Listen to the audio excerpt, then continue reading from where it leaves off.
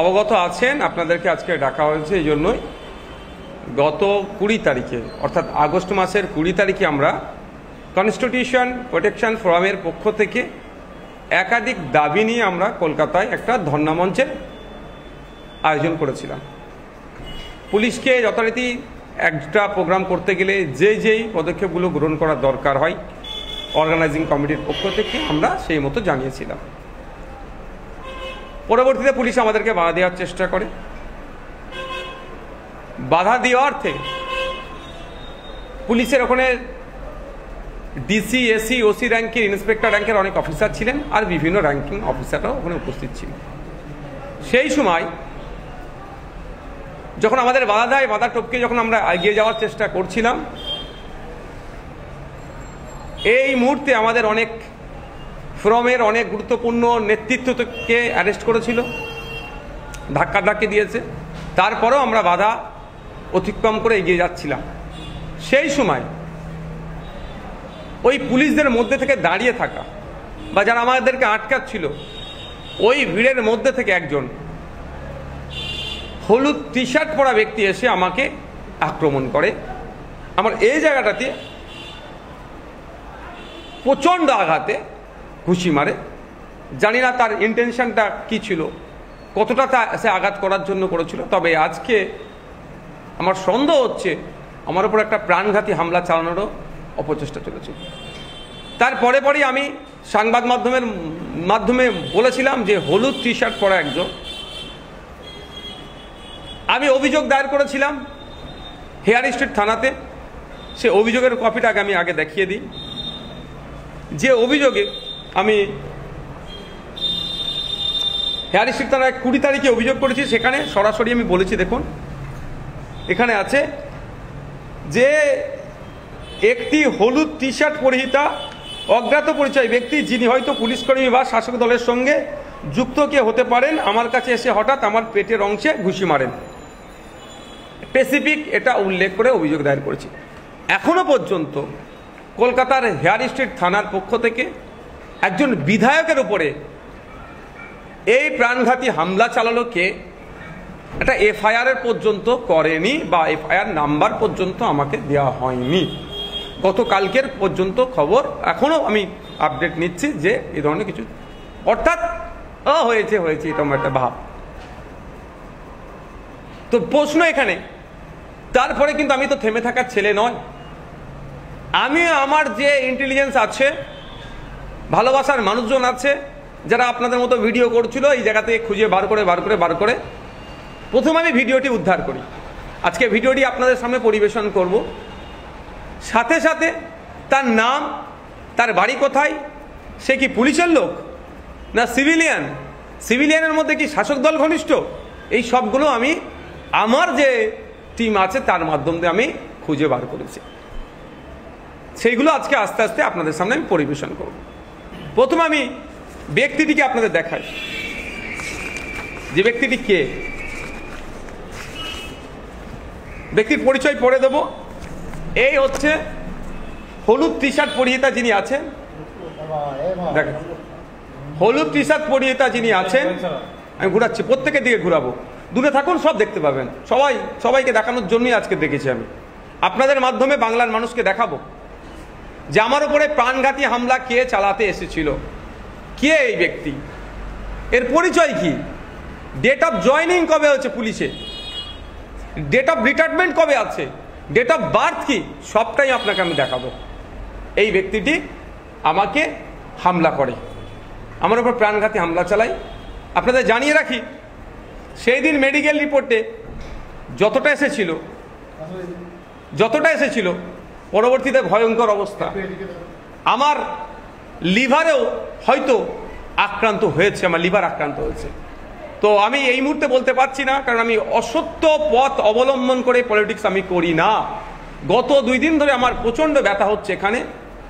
আমি ডক্টর সাহেবদের সাথে যোগাযোগ করেছি, তিনি আমাদেরকে জানিয়েছেন ওই আগামীকাল বা পরশুদিন আমাদের কলকাতায় ধর্ণামঞ্চ হচ্ছে, এই ধর্ণামঞ্চের স্থল থেকেই আমি ট্রিটমেন্টে যাব। এখানে আমার সিটি স্ক্যান, ফুল ইউএসজি না কি সব বললেন, আর করবেন যে লিভারে আক্রান্ত হয়েছে কি হয়নি কেন, এত ব্যথা হচ্ছে কেন। যাক, এই ব্যক্তিটি আমি আরো ভালোভাবে বেশ কয়েকটি ছবি আপনাদের দেখাবো। এই ব্যক্তিটি আমার উপরে যে হলুদ শার্ট পরে আছেন তিনি আক্রমণ করেছেন। আমি ডে ওয়ান থেকে আপনাদের বলেছি যে আমাকে হলুদ টি শার্ট পরিহিতা ব্যক্তি যিনি পরেছিলেন হলুদ টি শার্ট, তিনি আমাকে মেরেছেন।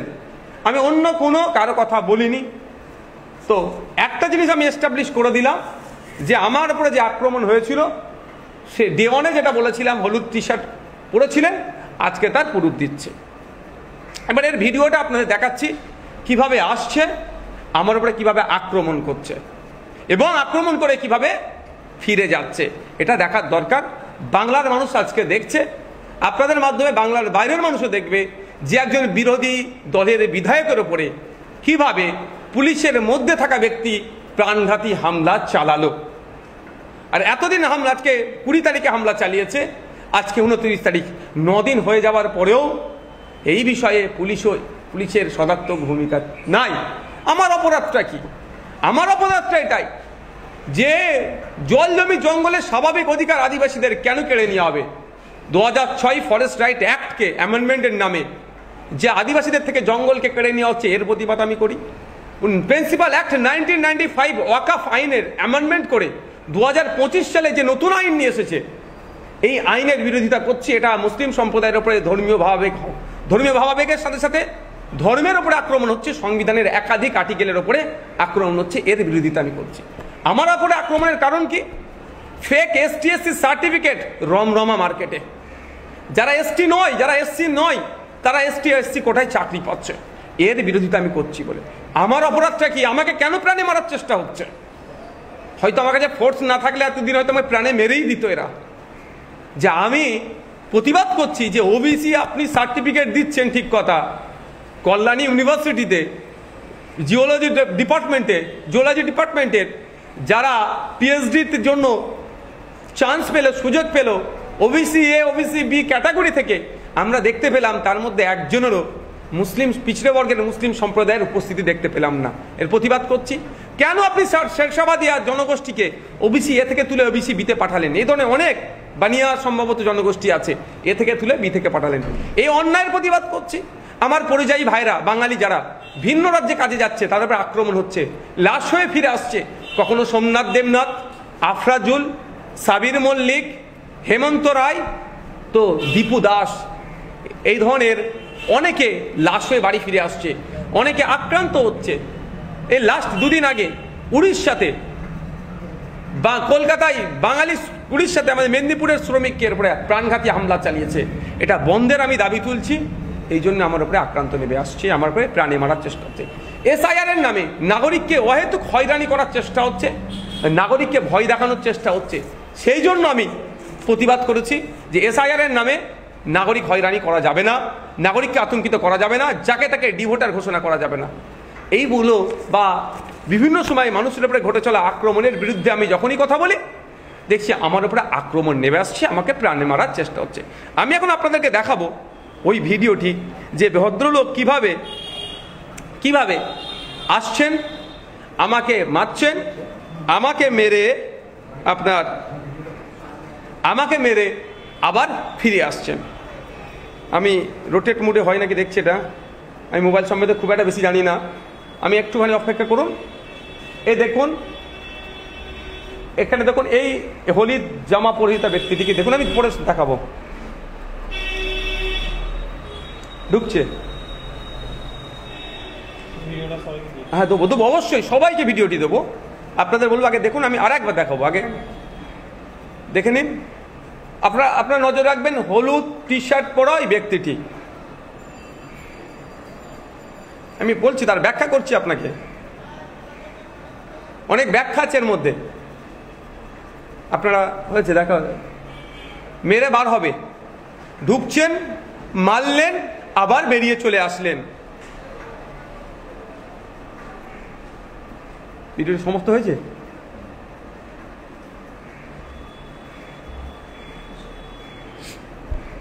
ভিডিওটি হয়েছে, ভিডিওটি দেব, আপনারা দেখবেন। এই ভিডিওটির মধ্যে আপনারা 55 সেকেন্ডের ভিডিও আছে না, এখনো বাকি আছে, একটু বাকি আছে, দেখুন, আপনারা দেখুন সবাই আসছে, সবার আসছে?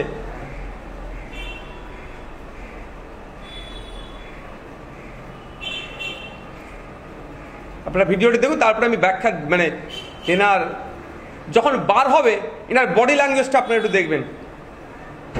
যখন ইনি বার হবেন, এই ভদ্রলোকের নাম, ভদ্রলোকের ঠিকানা, ভদ্রলোক পুলিশ কি সিভিলিয়ান, সবটাই আমি ডিসক্লোজ করব। রাজ্য প্রশাসন কি ঘুমাচ্ছে? একটা বিধায়কের উপরে প্রাণঘাতী হামলা চলল, তারপরেও রাজ্য প্রশাসন নড়ে চড়ে বসলো না। এখন কি করছে? একটা এফআইআর পর্যন্ত করেনি, না খুঁজে পাচ্ছে না। যদি না খুঁজে পাই আমি খুঁজে দিচ্ছি। এই দেখুন, এই ভিডিওটি আপনাদেরকে দেব। এই ভিডিওটি যখন দেব আপনারা দেখবেন ডিসি স্যার ওখানে উপস্থিত ছিলেন, সম্ভবত ডিসি 3। এই লোকটি ডিসি স্যারকে ঠেলে দিয়ে আমার উপরে যে আক্রমণ করেছে।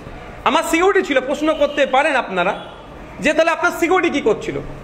যখন দেখছে যে অশোক স্তম্ভ দিয়া স্টার চিহ্ন ডিসি, তারা এসপি র্যাঙ্কিং তারা অফিসার হয় গ্রামীণ এলাকাতে, শহরে আমরা ডিসি যাকে বলি, বা সিপি র্যাঙ্কে যারা অফিসার হয়, তো যখন ঢুকছে ডিসিকে যখন ধাক্কা মেরে দিয়ে উনি ঢুকছেন, নিশ্চিতভাবে এরা ভেবেছেন যে সিভিলে থাকলে ওরা হচ্ছে সিপি হতে পারে, বা মানে ওনার থেকেও বড় অফিসার। কারণ সাহস হয় না একটা কনস্টেবলের, একটা ওসির, একটা এসির, যেখানে ডিসি উপস্থিত থাকবে, এসপিরা উপস্থিত থাকবে। ইনারা ভেবেছেন ইনার থেকেও বড় অফিসার, সেই জন্য হয়তো ধাক্কা দিয়ে এসে সাহেবের সাথে কিছু বলবেন, ফলে যে আসছিল আটকায়নি। তার প্রমাণ আপনাকে দিচ্ছি, যে আপনার ভিডিওটা যেটা দেবো দেখবেন, রাইট সাইডে ডিসি স্যার দাঁড়িয়েছিলেন, যে ডিসি স্যারকে ধাক্কা মেরে কিভাবে উনি আগিয়ে আসছেন। আমি আপনাদের একটু শুধু দেখিয়ে দিতে চাই।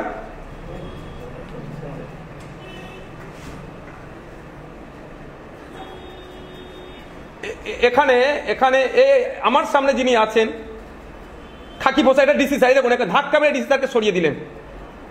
এটা হচ্ছে ডিসি স্যার। এই দেখুন, আমাকে এখানে ধাক্কা মেরে ডিসি স্যারকে সরিয়ে দিলেন। আমি আপনাদেরকে আরেকবার দেখাতে চাই, একটু এই লোকটা একটু জানা দরকার। ইনার সামনে ডিসি স্যার, এই দেখুন ঢুকছে। ওনার লেফট সাইডে আমার সিকিউরিটি, ওনার রাইট সাইডে এই দেখুন, ওনার রাইট সাইডে আমাদের রাজ্যের কলকাতা পুলিশের ডিসিটাকে ধাক্কা মেরে ঢুকে আমার উপরে হামলাটা চালিয়েছে। আর বার হবার রিয়াকশনটা একটু দেখুন, এই দেখুন বার হবার একটু রিয়াকশনটা আপনারা দেখতে চাইছি। দেখেন মুখটা দেখুন, দেখুন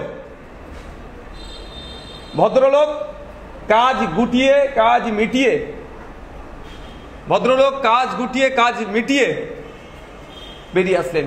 উনি যদি ওখানে ডিউটিরত অবস্থায় থাকেন তাহলে তো উনি বেরিয়ে আসবেন না। উনি যদি ওখানে ডিউটি করেন, গেলেন আমাকে ঘুষি মারতে হবে এই রকমের জায়গাতে, কেউ তো নিশ্চিতভাবে নির্দেশনা দেয়নি। এবার নির্দেশনা দেয়নি কি দিয়েছে, ইনার তৎক্ষণিক রিটার্ন আসাতে একটা সন্দেহ হয়ে যাচ্ছে। উনি যদি ওখানে ডিউটি থাকেন তো আমাকে আটকাবেন, আটকানোর দায়িত্ব ওনার থাকে। তার পরিবর্তে উনি মেরে আমাকে বেরিয়ে চলে আসলেন। এবার আমি ওনার একটু ডিটেলসটা আপনাদেরকে জানাতে চাই, ভদ্রলোকের জানা দরকার। ইনার ফ্যামিলি না কালকে আবার প্রেস কনফারেন্স করে বলে আমার নামে, কারণ এখন তো মহিলাদেরকে দিয়ে প্রেস কনফারেন্স করিয়ে দিচ্ছে। এই ভদ্রলোকের নাম হচ্ছে প্রদীপ কুমার দে। এই ভদ্রলোকের নাম প্রদীপ কুমার দে, কলকাতা পুলিশের উনি একজন কনস্টেবল। উনার ডেট অফ বার্থ একটু জেনে নেওয়া দরকার। 28/1/1971 সালে উনার ভদ্রলোকের জন্ম। উনার গার্জেনের নাম ধীরেন্দ্রনাথ দে।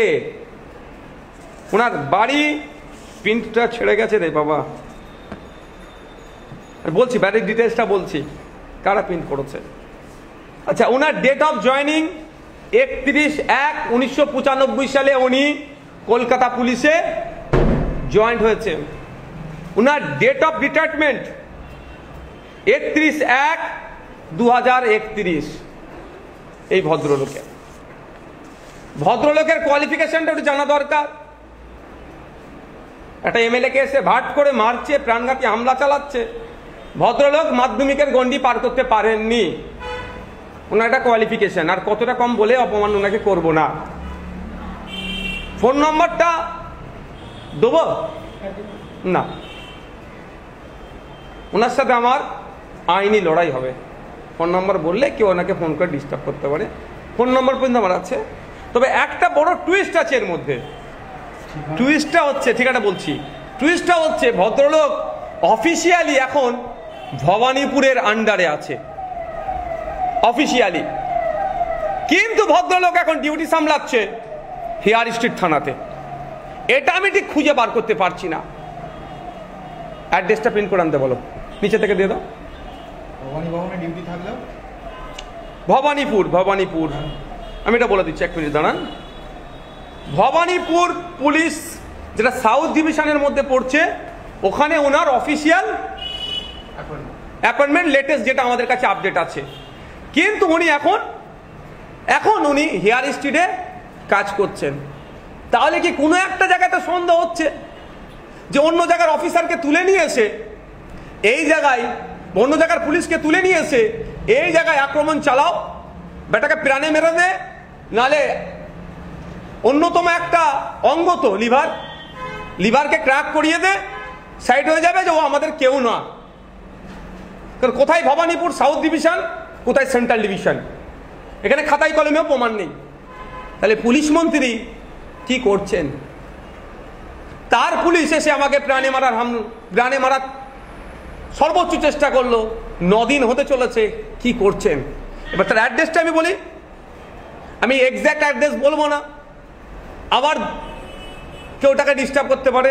আমি ডিস্টার্ব করার পক্ষপাতী নয়, আমি আইনে লড়াই করার পক্ষপাতী। এই ভদ্রলোকের চাকদা থানার আন্ডারের বাড়ি, নদিয়া ডিস্ট্রিক্টের বাড়ি।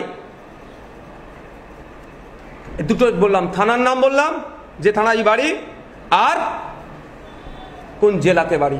চাকদা থানা, নদিয়া জেলাতে। এই আমি ডিটেলস তুলে দিলাম।